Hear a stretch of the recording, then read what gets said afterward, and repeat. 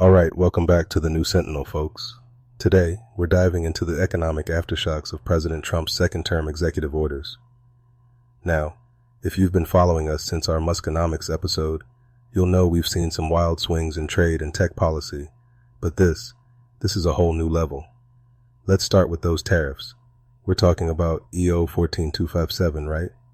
Reciprocal tariffs, 10% baseline on all imports, and up to 49% for countries like China. That's not just a shot across the bow, that's a full-on trade cannon. Yeah, Chukwuka. And don't forget the 25% tariffs on foreign automakers and countries importing Venezuelan oil. That's a big stick. The administration's saying it's about rebuilding American manufacturing, and honestly, you can see it in places like Ohio and Michigan. Factories are humming again. But man, you talk to small business owners, and they're sweating bullets over higher costs. Supply chains are getting squeezed, and I'm hearing a lot of grumbling about inflation ticking up. I mean, a 10% universal tariff? That's going to hit the average Joe at the checkout line. No way around it. You're right, Duke. And it's not just about the numbers. There's a real risk of a trade war here. China's already retaliating, and EO 14266 had to tweak the tariffs just to keep up. I remember reading Ian Bremmer's warning. He said we're on the edge of a full-blown U.S.-China trade war. That's not just headlines. That's real risk for global stability. But, there's a flip side. Some of these moves are giving a shot in the arm to U.S. steel and auto. It's a chess game, but the board's on fire. And let's not forget who pays the price when the board is on fire, Ethan. These tariffs might help some manufacturing jobs, but they also raise prices for everyone, especially low-income families. And the closure of the de minimis loophole, that's going to hit small importers and consumers who rely on affordable goods. Plus, if inflation rises, it's the most vulnerable who suffer first. We saw this during COVID, and we're seeing it again now. True, Olga. But let's pivot to energy. Trump's orders, EO 1.259, the National Energy Emergency, all that, are all about unleashing fossil fuels. Texas, Alaska, they're seeing job growth, no doubt.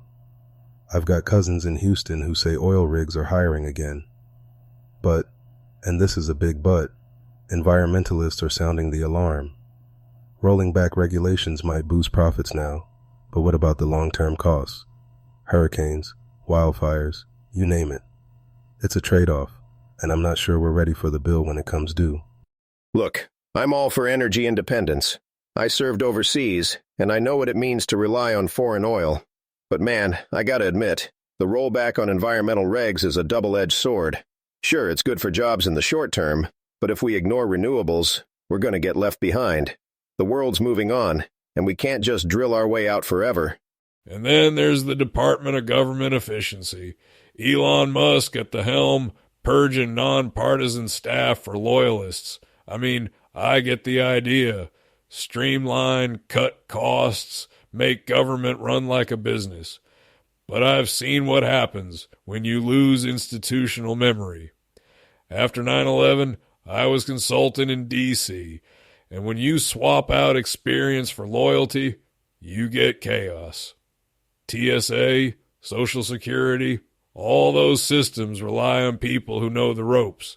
You can't just replace them overnight and expect things to run smooth. Exactly, Ethan. And it's not just about efficiency. When you purge nonpartisan staff, you risk politicizing everything. That's dangerous for democracy. We've already seen critical services disrupted, and the people who suffer most are those who rely on government the most: the elderly, the disabled, the unbanked. The Treasury's move to eliminate paper checks might save money, but what about people who don't have bank accounts? It's always the vulnerable who get left behind. Yeah, Olga, and I'll just say this. Short-term savings are tempting, but if you lose the people who keep the lights on, you're asking for trouble. We saw it after 9/11, and we're seeing it again now. All right, let's keep moving, because the political storm is just getting started. So, let's talk about the immigration crackdown. EO 14161, the Alien Enemies Act, all that.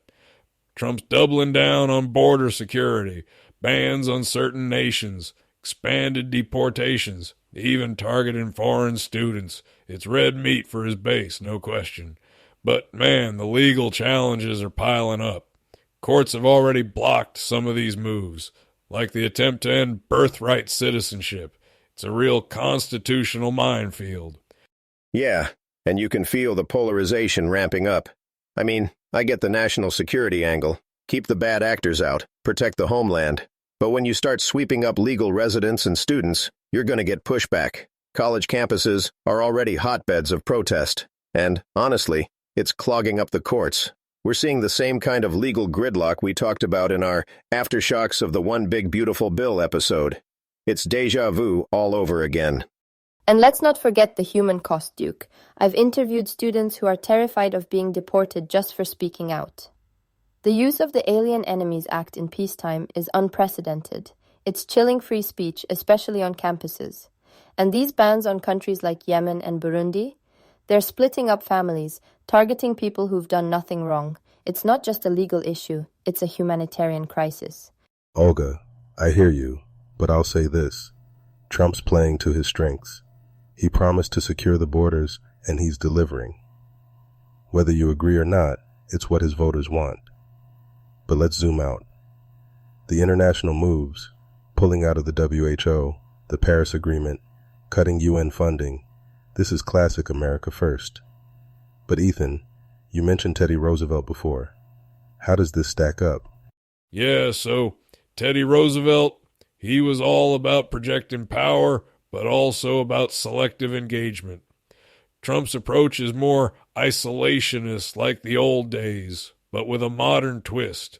Pulling out of the WHO and Paris Agreement, it's about sovereignty, not globalism. But the risk is you lose influence.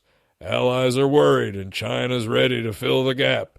It's a gamble. Short-term political gain, maybe, but long-term, you risk being sidelined on the world stage.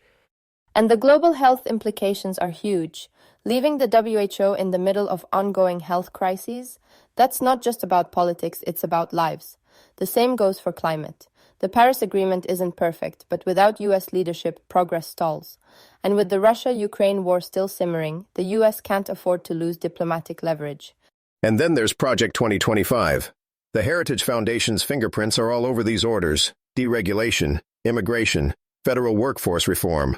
Conservatives love it, but the left's calling it authoritarian. Mass firings, DOJ investigations into universities, it's all in the playbook. But you know, if the courts start striking these down, Trump's going to have to pivot. Congress isn't always going to play ball. Yeah, Duke, and that's the real test. Can these orders survive legal and political pushback? The 2026 midterms are coming, and if the public turns, it could all unravel. All right, let's shift gears, because the culture wars are heating up, and the executive orders are right in the thick of it. So let's talk about education. Trump's orders banning so-called radical indoctrination in schools, reinstating the 1776 Project, and threatening funding for hostile campuses. This is a direct attack on academic freedom. I've been covering protests at the University of Michigan, and let me tell you, students are scared. Lawsuits at Harvard and Columbia have already forced the administration to backtrack on some funding cuts, but the message is clear: dissent is risky. Yeah, Olga. And it's not just about history class. The 1776 Project is about shaping the national narrative, what it means to be American. For conservatives, it's about restoring pride and unity. For critics, it's whitewashing the past. We saw this same fight over the 1619 Project, and now it's back, just with more executive muscle behind it. And it's not just schools. The orders on gender, religion, and sports, banning gender-affirming care, setting up the Religious Liberty Commission, rewriting Title IX. This is the front line of the culture war. I mean, I get the push for traditional values, but you can't ignore the backlash. Transgender students are protesting, lawsuits are flying, and the courts are going to have the final say. It's like the old days with don't ask, don't tell, but now it's everywhere. Schools, sports, you name it. Exactly, Duke. I've spoken to students who feel targeted just for existing. The bans on gender-affirming care are devastating for trans youth. And the Religious Liberty Commission? It sounds good on paper, but in practice, it's being used to justify discrimination. We're seeing a real clash between civil rights and so-called traditional values. And then there's big tech. The TikTok ban got delayed, but the administration's still gunning for antitrust action, this time for political bias. Duke, you mentioned this reminds you of the old broadcast fairness doctrine fights? Yeah, Chukwuka. Back in the 80s, it was all about fairness on the airwaves. Now it's about who controls the narrative online. The administration's saying big tech is too woke, so they're threatening antitrust moves.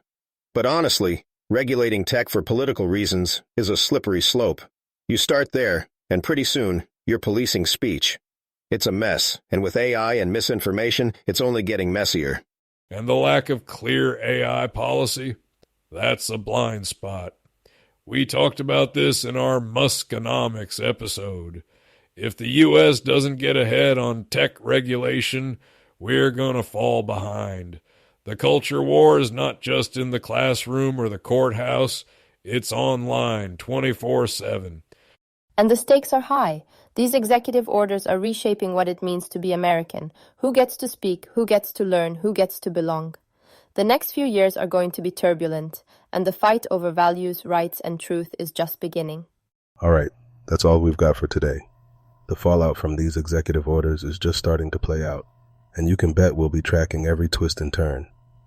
Thanks for joining us on the New Sentinel. Ethan, Olga, Duke, always a pleasure. Good talk, y'all. Stay sharp out there. Thank you, everyone. Let's keep fighting for truth and justice. Until next time. Roger that. Stay vigilant, folks. Catch you on the next one.